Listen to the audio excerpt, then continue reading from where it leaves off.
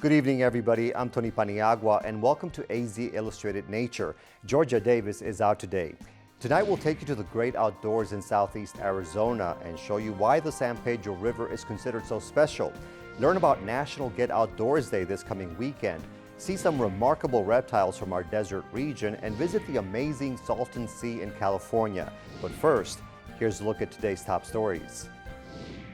University of Arizona researchers working with the Binational Migration Institute are releasing a new report about migrant deaths in the southern Arizona desert.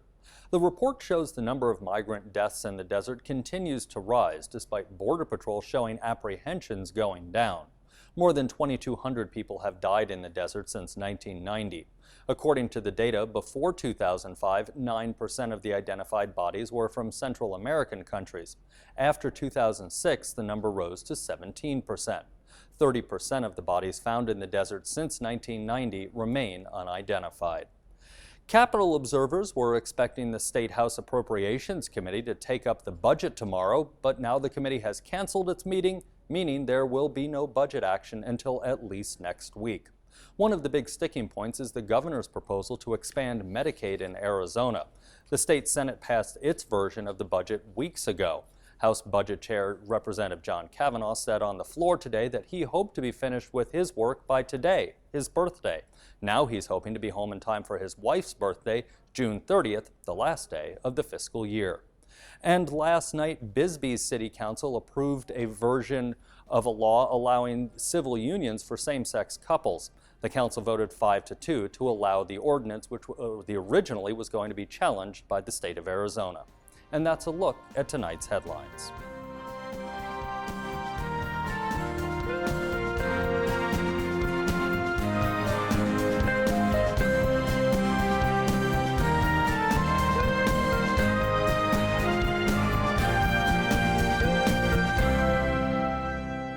Arizona is home to numerous riparian areas, rare habitats with water that cover less than 2% of the landscape but are home to a high percentage of our wildlife. West of us, you can find the Colorado River, and north of us, the Hassayampa River is a popular riparian area. But here in southeast Arizona, the San Pedro River forms one of these unique ecosystems. This segment is produced by Tom Gillespie.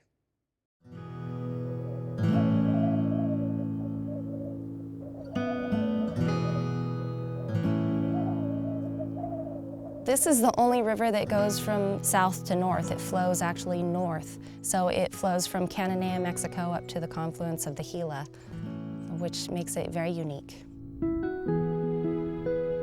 As you go north, it gets a little bit more wild. You get away from the people. There's not so much development around it. This kind of habitat, the cottonwood riparian forest, the river systems throughout the Southwest are threatened, are rare to begin with in a sea of desert or a grassland out here. And so it's a very special place in that sense. It's a very limited area of the Southwest that has perennial flows especially. This 40-mile stretch of the upper San Pedro River received its federal designation as a riparian national conservation area in November 1988. One of the main reasons is its water, a most precious and rare resource in desert environments. There are other reasons, too. Because it is such an important corridor, first of all, for a lot of migrating and resident birds. And then second, because of the habitat. We have mixed grasslands, we have mesquite bosques, and then we have the cottonwood willow gallery. And all of those are very important for diversity of a variety of species. Capitalizing on the towering cottonwoods and willows is a hawk from the tropics of Mexico that is one of the San Pedro's most iconic visitors.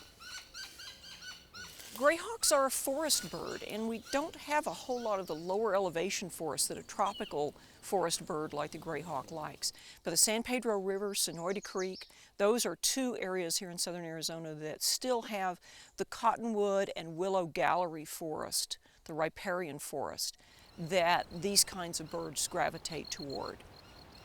This river is a river of water, but it's more than that, it's a river of trees. If it was not for these trees, we would not have the greyhawks. There wouldn't be places to nest, there wouldn't be places to hunt. They love these big trees, and that gives them the shelter that they feel comfortable in. This is a great environment to be a forest raptor, and gray hawks are great tropical forest raptors that we're lucky to have here in southern Arizona. Though the most noticeable aspect of the San Pedro is the ribbon of green from the cottonwood willow forest, the more drab-looking grasslands and mesquite bosque habitats attract plenty of residents too. The mesquite bosques are actually very important. It's one of the habitats that are endangered now. They have different layers of habitat within the whole habitat, and so that attracts a wide diversity of animals and insects, reptiles. They're also important as corridors for mountain lions and the bigger mammals. It's a nice day to be on the river. Well, it is a nice day to be on the river. Oh, yellow warbler overhead. One of the biggest mammals, the two-legged human variety, has lived along the river's banks for over 10,000 years. For the past few decades, human presence has been limited to visits, often starting at the San Pedro House. Here, the volunteer group, the Friends of the San Pedro, can guide visitors to the many recreational and educational opportunities the river offers. We have an awful lot of people who come right here to San Pedro House, and this is the jumping off point for a number of trails.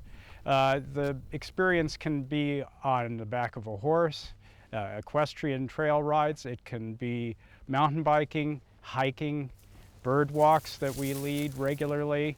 We have a weekly interpretive walk that starts here, and we also have cultural history walks.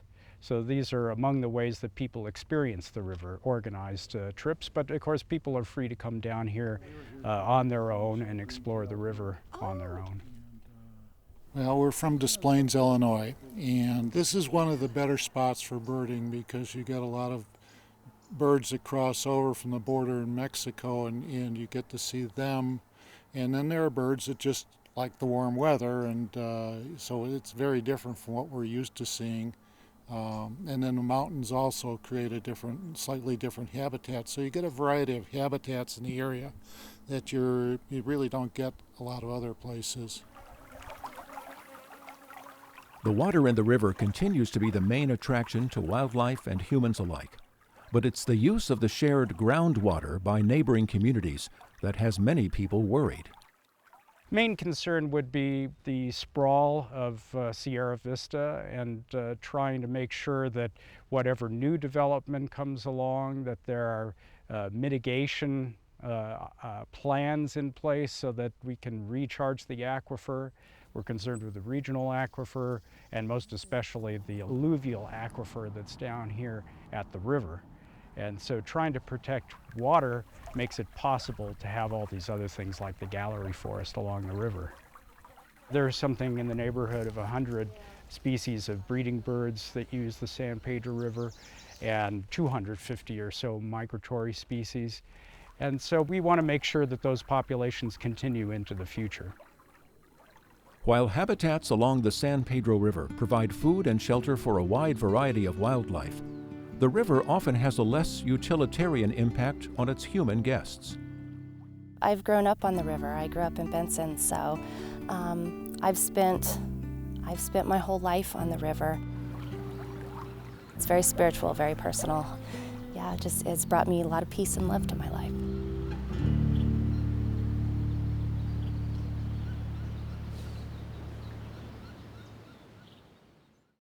The temperatures are rising substantially in our desert, but they are not keeping thousands of people from going outside to enjoy National Get Outdoors Day, which is being held all across the country this weekend. Here in Southeast Arizona, you are invited to visit Parker Canyon Lake in Cochise County. For this story, we are joined by Mark Ruggiero, Sierra Vista District Ranger for the Coronado National Forest. Rebecca Hodgeson is a fire prevention specialist at the Sierra Vista Ranger District. And Kenai Wilson is a participant with National Get Outdoors Day. Thanks, everybody, and welcome to AZ Illustrated. Glad to be here. All right, let's begin with you, Rebecca. So what is National Get Outdoors Day all about? National Get Outdoors Day is an event that is held nationally all over the place for kids. It's all about getting kids outdoors to recreate. So our goal is just to get kids outdoors And it doesn't matter whether they're hiking or biking or just, picking up bugs. We don't care what they're doing. We just want them to get outside and do something fun. And that's what this event is all about. And so we bring people out to different vendors who are also all about kids getting outside. Okay, and I'll ask you specifically about Parker Canyon Lake next, but let's talk to Kenai here. And Kenai, you were there last year. What were some of the activities that you enjoyed, and why do you recommend this? There was archery and hiking and rock wall climbing. It was very fun. I enjoyed it very much. All right, and what did you like about the rock climbing, for example? Well, there was a hard, easy, and medium, and you could climb. Once you touched a button at the top, you would get a prize. Excellent. So Mark, what is the intent or what is the goal behind this day? The intent is to let the public know that there's national forest in your backyard here in Tucson, and we have such a wide variety of activities from lower elevations to higher altitudes where you can do everything year-round in a national forest. Get out and explore your public lands. Get out and see the mountain peaks that we have and the vistas that you have of the desert. It's just a beautiful place to go, and Parker Lake's a great place to go for camping and with these type of activities. So it's a great place to go to. And we continue to hear about how so many kids are becoming more and more sedentary. They're not really engaging in the outdoors, and obviously you're hoping to change that, right? We are hoping to change that. We want to get kids out, get families out. We have lots of great trails, the Arizona Trail, other trails in the forest. It's a year-round activity to get out, birding, lots of wildlife that you can see while you're on some of the trails. It's a great place to go. Okay, and Rebecca, so what is happening at Parker Canyon Lake? I know you have several organizations that are participating, right? We do. We actually have 16 vendors coming out this year, and we have everything from a free fishing clinic to hang gliders and a BB gun range. We have dogs coming out, and we have all kinds of stuff that would just be really exciting, even for adults. So even though the event will be different from last year, and it'll probably be different every year, we just have different vendors that are all about getting kids outdoors. It's outdoor type of OHV vehicles. So that's the kind of stuff that we'll have this year. And it's also a free day, a fee-free day. It's one of 4 that we have on the forest. So it'll be free for people to camp.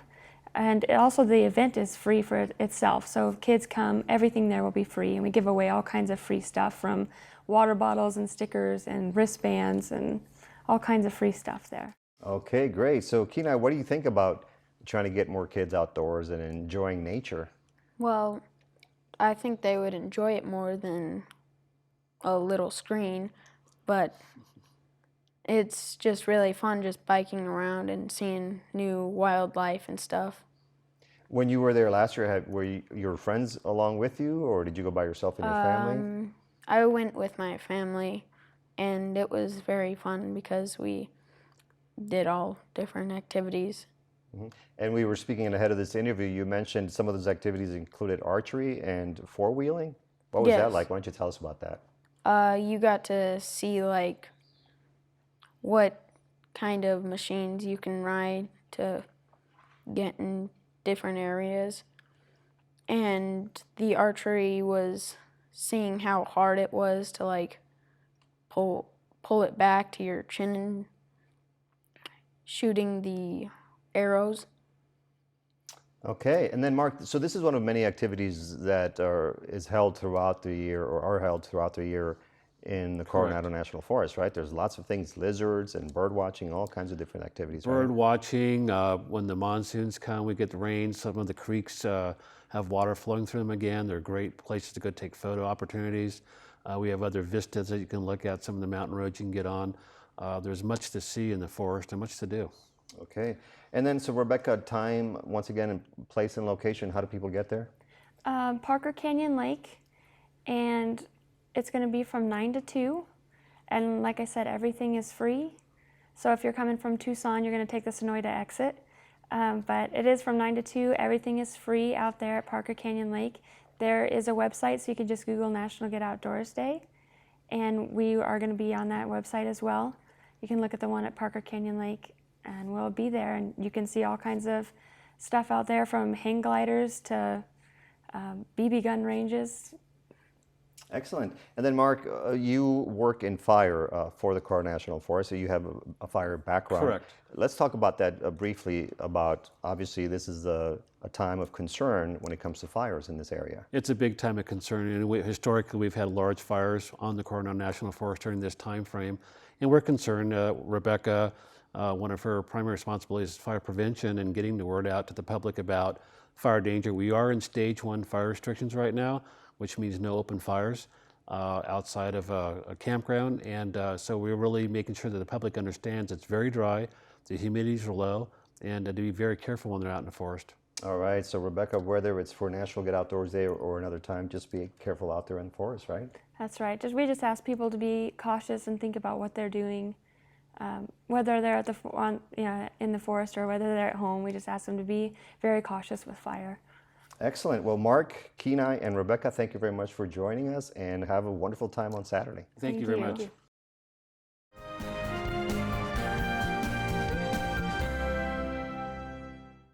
President Obama announced a shakeup at the top of his foreign policy team today, naming UN Ambassador and longtime ally Susan Rice to be National Security Advisor. We take a closer look at Rice's record, the nominee to replace her as UN Ambassador, and what that means for America's role abroad. Then we get the latest on the battle for a key Syrian city as government forces claim they have retaken control of Qusair. Margaret Warner reports from Lebanon on the spike in sectarian violence in the country's second largest city.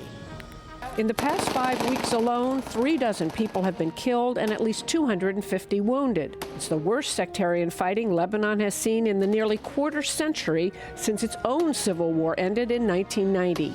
Plus, we debate the potential economic benefits and costs of immigration reform. And the civil rights activist Medgar Evers was honored today at Arlington National Cemetery. We examine his legacy as we near the 50th anniversary of his assassination. That's all ahead on tonight's NewsHour. A banker in Caracas was kidnapped by a group of men who knew what they were doing. They took me out of the car and pushed me into another vehicle and injected me. I passed away in seconds. We'll visit Venezuela, where professional kidnapping is a growing business, on the next morning edition from NPR News. As we just mentioned, National Get Outdoors Day at Parker Canyon Lake is made possible by a combination of different groups and agencies. And one that tends to draw a lot of attention deals with fascinating critters. For this, we are joined by 2 members of the Huachuca Area Herpetological Association. Tom Miscione is the co-founder and current director, and Dale Lindner is also a co-founder. Tom and Dale, thanks for joining us. Well, thank you. Thanks for having us. All right, Tom, so let's begin with you. So what is the history of this association down in the Sierra Vista area? Well, we started about 40 years ago as a private joke between the two of us, hence the acronym HAHA, and turned out to be Huachuca Area Herpetological Association. Dale is one of the founders of the Arizona Herpetological Association. So I joked all the time about starting it and doing educational programs, and he would say, no, don't, please don't.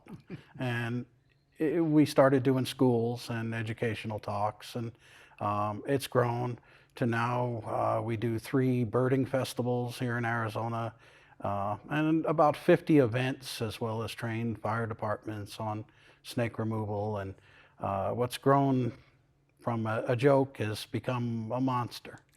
And we're not talking about a snake there, right? The No, monster. no. Okay. Dale, so why are you so fascinated by these animals, by these creatures? I've been fascinated from virtually from birth. I could tell you the story, but it's too long. But I really don't remember a time that I wasn't amazed and fascinated by snakes. One of the snakes that we have is a little western ground snake, and that's the species of snake that's very common in Phoenix, backyards and so forth. So that's what got me started. I was still in diapers. Mom told the story about my first encounter with a snake, and they're fascinating creatures, and the more you keep them or study them or read about them, the more fascinated you get. They just have amazing life histories, and there's a lot more to be learned than what we know. That's one of the the fascinating things. Nobody knows it all. We're constantly learning new things. All right, Tom, so let's go ahead and look at some of your guests here. Sure. You brought 2 or 3 snakes here We'll with start you. out with this small ground snake, which I'll hand to Dale. And okay. This is the creature that I came into the kitchen gripping in my little 2-year-old hand, which created quite a stir with my mother. And I suspect that may be the beginning of my fascination, was her reaction to it, quite possibly. Okay, and what is this? This is a little western ground snake, very common in the Phoenix area and a lot of other areas. Highly variable. This is probably the prettiest color morph. Many of them are orange without the black bands. Some are that, I don't know if the camera can get the background color that isn't orange. It's kind of a light olive. The point is they're highly variable. Okay. And this is an adult. Yes, this is an adult. This It is will an not adult get any snake. bigger. Oh, wow. We have lots of tiny snakes in Arizona. Most people never see them just because they're so tiny. All right, Tom, you have a much bigger specimen there. This is about a 5-foot snake you have here.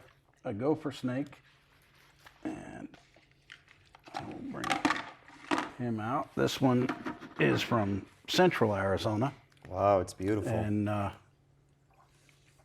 he's about 5 feet long, and he's been held by lots of kids, so he's pretty mellow in his personality. So this is a snake that I think a lot of people might look at and say, "Oh my goodness, a rattlesnake!" A right? rattlesnake. And so, what do they do if they see something like this? In Arizona, it's pretty simple. If it doesn't have a rattle, it's not dangerous to people. If it has a pointy tail, it's perfectly harmless. Gopher snakes can hiss. They can rattle their tail, which in dry leaves or grass makes a pretty good imitation of rattlesnake. But the worst thing they can do is bite us, and they have fairly small teeth. The wound would bleed, but 5 minutes later you wouldn't even know you were bitten. So obviously you don't want to kill it, you just want to walk away, because if it is a gopher snake, or even if it's a rattlesnake, you just don't want to kill the snake. Even a rattlesnake. In Arizona, almost all rattlesnake bites happen by people provoking the animal, attempting to capture or kill it. We have very few accidental bites. In fact, in the U.S., more people are killed by vending machines than by venomous snakes. So it gives you an idea. And we have a couple of others if you'd like to. Yeah, we only have about 30 seconds, but we can take a look at them really quickly here, if possible. Take out Here, this I'll one. Take care of this guy. Yeah. This is a hognose snake. Okay. And I don't know if your camera can pick up on his nose. All right, we'll hold it right there. Okay. He's got a specialized nose for digging, and this guy plays dead as his defense and turns upside down and uses his bright colors on his belly to take care of keeping him safe. Okay, and in 20 seconds, you know what, we'll just save the next snake for the next time, because this is a really fascinating topic, and hopefully we can have you join us again. Oh, it would be our pleasure. Good luck with the organization and the event on Saturday, and keep up the good work. Thank you for having us. Thank you very much.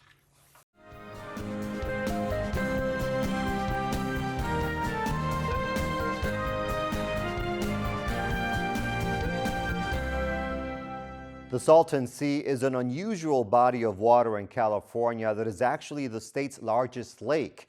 It was formed decades ago by a major flood, and although its future is uncertain, it continues to attract many human and avian visitors. Here's a glimpse of this vast habitat in Southern California.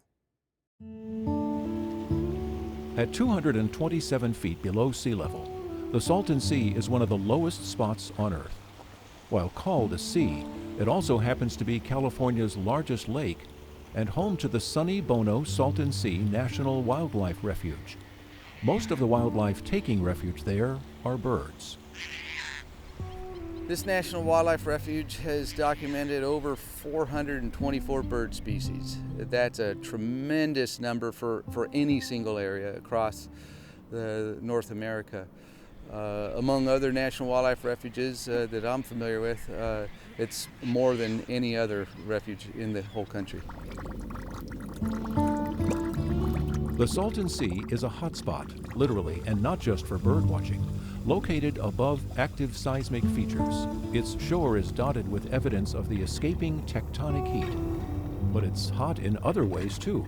Located in the Sonoran Desert, the Salton Sea is, in all senses of the word, a desert lake. Rainfall is sporadic. It's nothing to be counted on.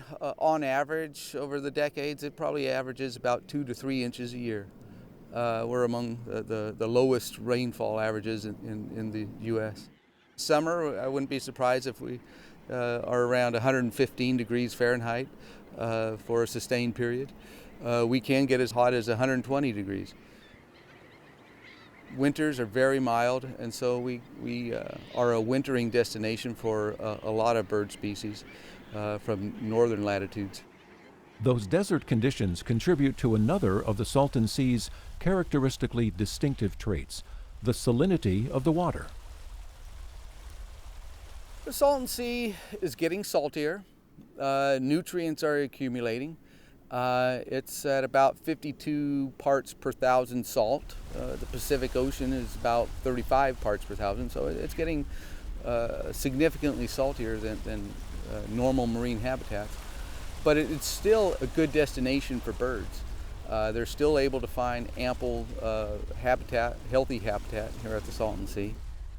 The ever-increasing salinity and blistering heat have led to extreme conditions for some of the wildlife that lives below the surface.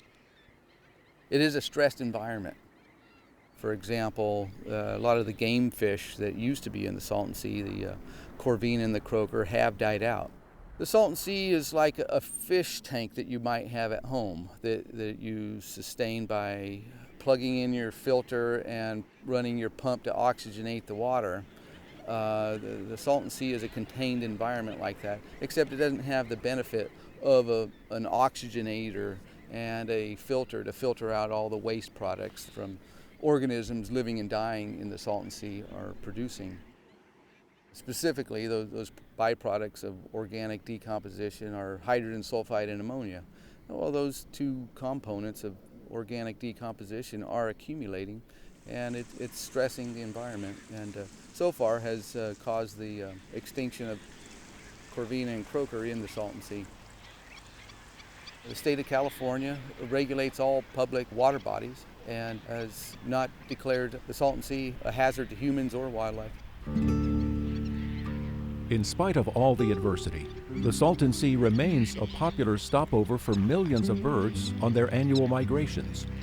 And with the presence of those birds, it's also a popular spot for bird watchers to ply their hobby.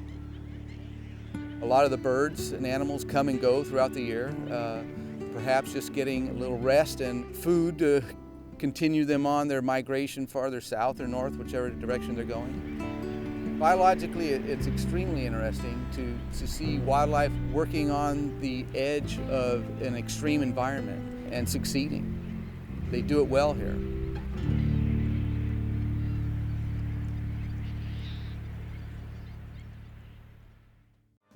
That's our show for tonight. To post a comment on any of these stories or to keep up with the latest news, go online to our website, azpm.org. I'm Tony Paniagua. Thanks for watching.